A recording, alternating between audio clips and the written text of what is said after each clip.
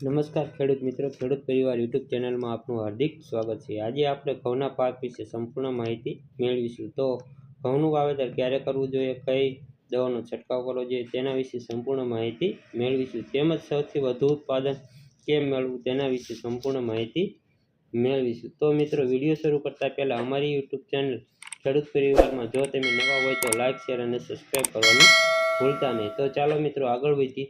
ઘઉંની પ્રજાતિની વાત કરીએ તો સૌથી વધુ પિયત ઘઉંનું વાવેતર થાય છે, તેમજ બિનપિયત અથવા પોપટિયા ઘઉંની પ્રજાતિનું વાવેતર થાય છે।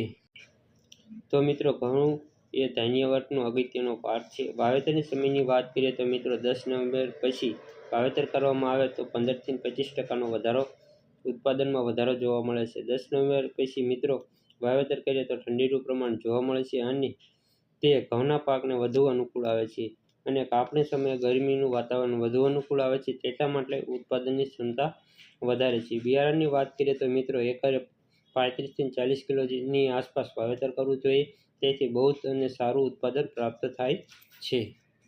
તો મિત્રો, ખાતરની વાત કરીએ તો મિત્રો એકરે પાયામાં 3 થી 4 ટન જેટલું છાણિયું ખાતર અને 50 કિલો જેટલું ડીએપી અને 10 કિલો જેટલું યુરિયા અને 35 કિલો જેટલું એમઓપી ખાતરનો ઉપયોગ કરવો જોઈએ। જો ખાતરમાં લોહ અને જસતની ઉણપ દેખાતી હોય તો ફેરસ સલ્ફેટ 6 કિલો અને ઝીંક સલ્ફેટ 3 કિલો પ્રતિ એકરે આપવું જોઈએ। તો મિત્રો, પૂરતી ખાતરની વાત કરીએ તો 20 થી 25 દિવસ પછી પિયત સમયે 50 કિલો જેટલું યુરિયા પ્રતિ એકરે આપવું જોઈએ। પછી જ્યારે બીજી વખતે પિયત એટલે 42 દિવસ પછીના ઘઉં થાય ત્યારે પિયતના સમયે 20 થી 25 કિલોની આસપાસ યુરિયા આપવાથી 20 થી 25% ઉત્પાદનમાં વધારો થાય છે।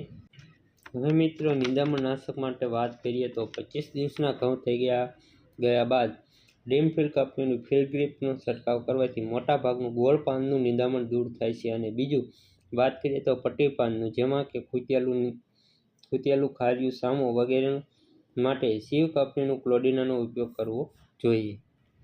જો મિત્રો 25 થી 30 દિવસના ઘઉં થાય પછી તેમાં ઈયળો આવે તો શિવ કંપનીનું શિવાસ્ત્ર અથવા જીવાગ્રો કંપનીનું પોકેટનો ઉપયોગ ખાસ કરવો જોઈએ, જેથી ઘઉંના પાકને પારવો ના પડી જાય, જેથી ઉત્પાદનની ક્ષમતામાં કોઈ અસર જોવા ના મળે, એટલા માટે ઉત્પાદન પણ ક્ષમતા વધે છે।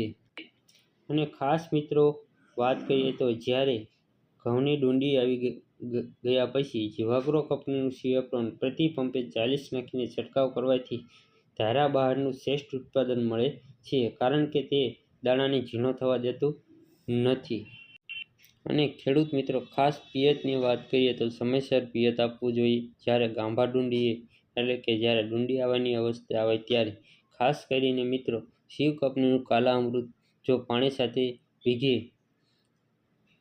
1 લીટર જેટલું પાણી સાથે આપવામાં આવે તો એક પણ જાતના માઇક્રોન્યુટ્રન્ટની કમી રહેતી નથી અને શ્રેષ્ઠ ઉત્પાદન પ્રાપ્ત થાય છે।